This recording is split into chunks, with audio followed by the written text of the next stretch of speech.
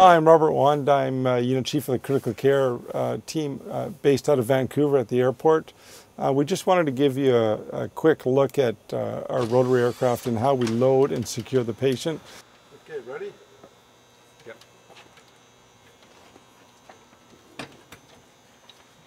You need to grab the corner? You got it? Yep.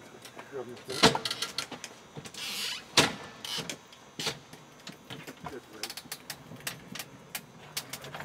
Okay, I got it. I have it. Thank you.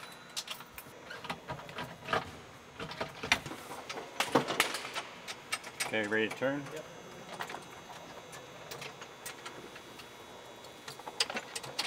Our patient is secured how normally we would.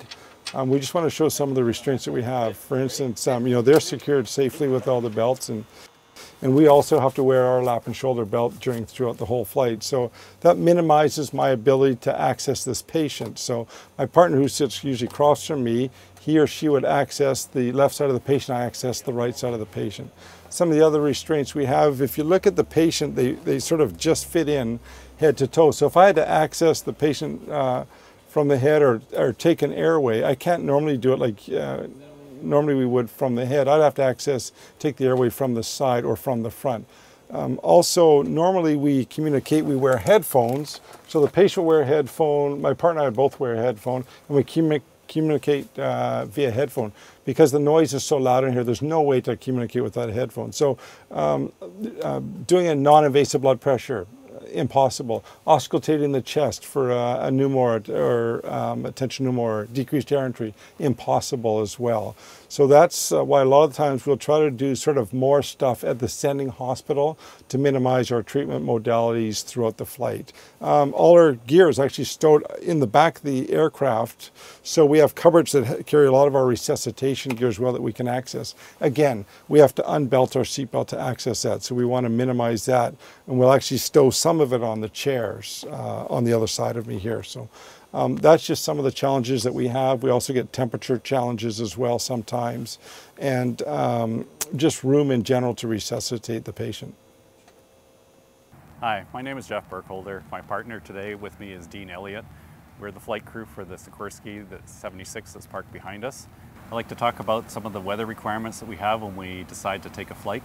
We can operate during the daytime under visual flight rules.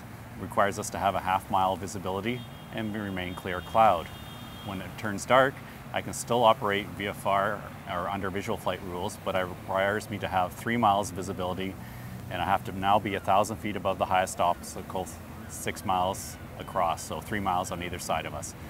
This poses some limitations if we happen to have nice weather in Vancouver and say we want to go to Pemberton and it's nice there. I do have to climb up to almost 8,000 feet to get there, and if there's cloud between here and there, I would have to turn the call down. We can also fly under IFR flight rules, which is instrument flight rules. We're flying on aircraft on instruments, the very same as the airplanes do. This requires us more than likely to go from airport to airport, so if you're expecting us to go to the hospital after that, it's not likely to happen if we're having to fly on instruments. Dean? Some other limitations we have to take into consideration, especially in the wintertime, would be icing. This aircraft is not equipped with de-icing on its rotor blades, so even if the weather is good enough for us to fly in instrument flight rules, we would still have to check the freezing level, which may not allow us to finish the call. Another limitation which should be considered would be pressurization. These helicopters are capable of flying at higher altitudes, but there's no pressurization available to either the paramedics or the patient on board. One last thing is that when a call does come to us, we're making the decision whether we accept the call or not is based solely on what the weather is at that time. Thank you.